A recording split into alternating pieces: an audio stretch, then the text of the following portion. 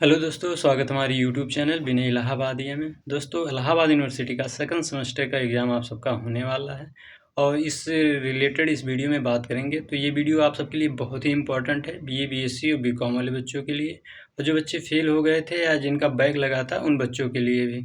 और इस वीडियो में हम बात करेंगे सबसे इम्पोर्टेंट कि आपको एग्ज़ाम कॉपी कैसे लिखना है जिससे आप मैक्सिमम नंबर प्राप्त कर सकें अपने एग्ज़ाम में। तो दोस्तों, पहले बात करते हैं आपका एग्ज़ाम कब है। आप एग्ज़ाम टाइम टेबल बहुत पहले ही रिलीज़ हो गया था इलाहाबाद यूनिवर्सिटी की तरफ से। आपने उसमें होपफुली आपने अपना डेट देखा होगा कि आपका एग्ज़ाम कब है, बीए बीएससी और बीकॉम वाले बच्चे।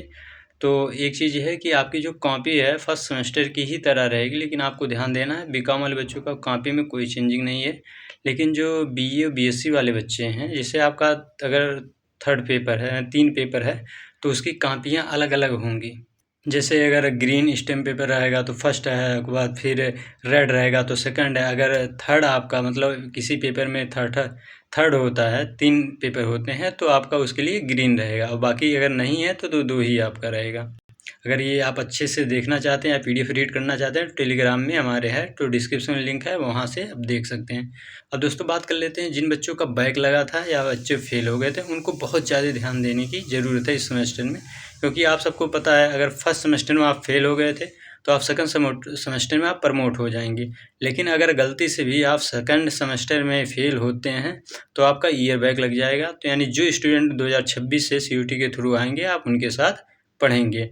और जो बच्चे फर्स्ट ईयर में मतलब फर्स्ट सेमेस्टर में अगर उनका बैक केवल लगा था और सेकंड में भी बैक लगेगा तो उनका ईयर बैक नहीं होगा। तो जिसे अगर फर्स्ट सेमेस्टर में बैक है तो उसे थर्ड सेमेस्टर में कंप्लीट होगा, यानी कि थर्ड सेमेस्टर में उसका पेपर होगा। अगर सेकंड सेमेस्टर में लेगा तो फोर्थ सेमेस्टर में आप सबका होगा। तो जो बच्चे फेल हैं उनको बहुत ज़्यादा ध्यान देने की ज़रूरत है, और आपको कैसे कॉपी लिखना है अभी हम आगे बताएंगे। और एक चीज़ ये है कि आपको एग्ज़ाम में एडमिट कार्ड वो सब चीज़ें इंपॉर्टेंट चीज़ें ले जानी है, लेकिन अब दोस्तों नकल करने का प्रयास मत कीजिएगा। क्योंकि जो बच्चे करते हैं सोचते नहीं होगा, लेकिन हाँ अगर चेकिंग हो जाती है तो आप पकड़े जाते हैं, तो आपका एक साल बर्बाद हो जाता है, क्योंकि तुरंत वहाँ से स्टिकेट कर दिया जाता है, यहाँ छोड़ा नहीं जाता। अब जो बच्चे फेल हैं, जिनका बैक लगा है, वो बच्चे ज़्यादा ध्यान देंगे। जिन बच्चों का फर्स्ट सेमेस्टर में कम नंबर है वो सेकंड सेमेस्टर में ज़्यादा नंबर लाने का प्रयास करेंगे। तो दोस्तों, अब बात कर लेते हैं, जैसे आपका 3 पेपर है, मतलब एक ही पेपर होगा। पहले क्या होता था, अगर जैसे पॉलिटिकल साइंस में 2 पेपर हैं तो 2 पेपर अलग अलग होते थे, अब एक ही साथ होंगे। तो जो नंबर ऑफ क्वेश्चन है वो इंक्रीज हुआ है, यानी कि क्वेश्चन पहले क्या था कि पहले 5 ही क्वेश्चन आते थे, आपको 3 घंटे दे दिए जाते थे। अब क्वेश्चन अब इंक्रीज होगा। आपका जो नंबर है, जैसे कितने नंबर का, 2 नंबर का, 2.5 नंबर का, 3 नंबर का जो क्वेश्चन है उसी के हिसाब से लिखना है। पहले फर्स्ट बात कर लेते हैं, कॉपी आप जो भी लिखें तो ये है कि बहुत सारे बच्चे बहुत दूर दूर लिख देते हैं, क्योंकि आपकी सादी कॉपी रहती है, उसमें आप पहले थोड़ा स्केल से आप खींच सकते हैं, और बाकी पीछे मत खींचिएगा, क्योंकि एक ही साइड करिएगा, जो लेफ़्ट साइड है उस पर करके आप लिखिएगा। क्योंकि एग्जामिनर इतना बेवकूफ़ नहीं होते हैं कि आप दोनों साइड करके अब बीच में आपका थोड़ा सा लाइनिंग रहेगा, मतलब थोड़ा सा जगह रहेगा, आप उसमें लिखेंगे। तो बहुत बहुत दूर मत लिखने का प्रयास कीजिएगा, और बहुत पास भी लिखने का प्रयास मत कीजिएगा। आप एक मीडियम में लिखिएगा, क्योंकि एग्जामिनर को पता रहता है कि आपने केवल पेज भरने के लिए दूर दूर लिखा है। तो ऐसे इस चीज़ का मत करिएगा कि वो एग्जामिनर नहीं समझ पाएंगे। सेकंड बात, आपको हेडिंग वाइज लिखना है। अगर आपको हेडिंग पता है तो हेडिंग वाइज ही लिखना है, क्योंकि जो भी टॉपिक है अगर हेडिंग से आप लिखते चले जाते हैं तो क्या होगा, हेडिंग के अंदर आपको बहुत कम ध्यान जाएगा एग्जामिनर का कि आपने उसमें क्या लिखा है। तो अगर आपका हेडिंग अच्छा है तो आपका नंबर जो मार्किंग होगा बहुत अच्छा होगा। और सबसे इम्पोर्टेंट वही रहेगा कि लॉन्ग आंसर को थोड़ा बड़े में लिखें, वो शॉर्ट आंसर को कम में लिखें। 2 नंबर का है तो 2 पेज लिख दें, या 3 नंबर का 3-4 पेज। लेकिन आपको ये करना है दोस्तों, आपका कोई भी क्वेश्चन आपका छूटना नहीं चाहिए।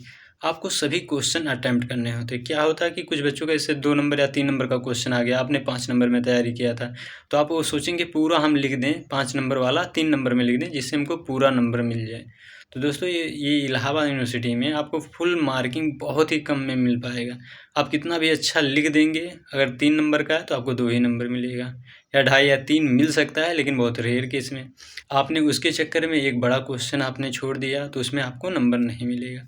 आप उसमें थोड़ा कम लिखिए, मतलब नंबर के हिसाब से आपको लिखना है, क्योंकि टाइमिंग आपको कम ही पड़ेगा। क्योंकि क्वेश्चन अधिक रहेंगे, लिखना आपको अधिक रहेगा, तो टाइमिंग आपको कम ही पड़ेगा।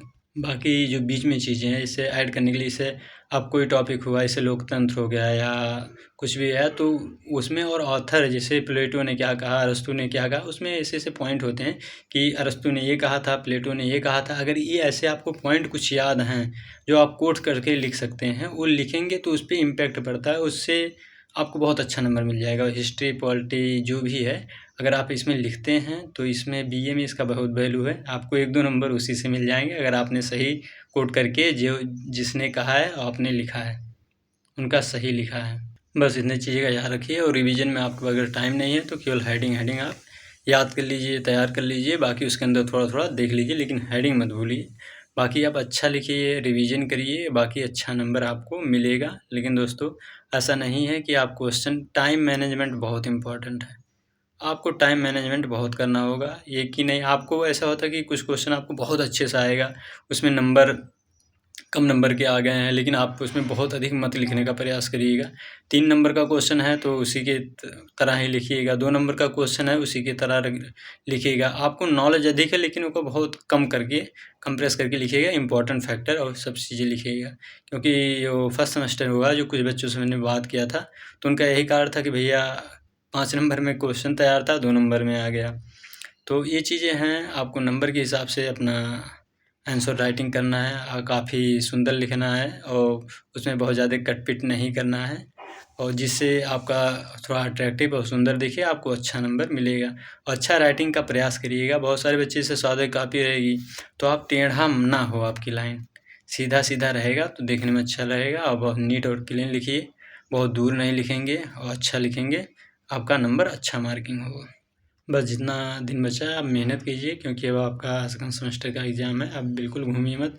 2-4-10 दिन जो सोशल मीडिया आप यूज करते हैं, सोशल मीडिया मत यूज कीजिए, क्योंकि यही नंबर आपके फर्स्ट सेमेस्टर सेकंड सेमेस्टर जुड़ के फाइनल ईयर का, मतलब फर्स्ट ईयर का आपका रिजल्ट बनेगा, जिसका आपको, आपके माता पिता को भी वेट रहेगा कि हमारे बच्चे का सेकंड सेमेस्टर में कितना नंबर आया। तो नकल वकल तो करने का प्रयास मत कीजिएगा, क्योंकि यहाँ पर चेकिंग हार्ड होती है। अगर रिस्ट्रिकेट होते हैं तो भाई बहुत सारे बच्चे वहाँ बहुत ज़्यादा होते हैं। छोटी सी गलती से आप कम नंबर आ जाए ठीक है, लेकिन किसी तरह से भी नकल करने का प्रयास मत कीजिएगा। आपको बहुत ज़्यादा झेलना पड़ेगा। यहाँ के टीचर बिल्कुल नहीं सोचेंगे, तुरंत आपको रिस्ट्रिकेट कर देंगे।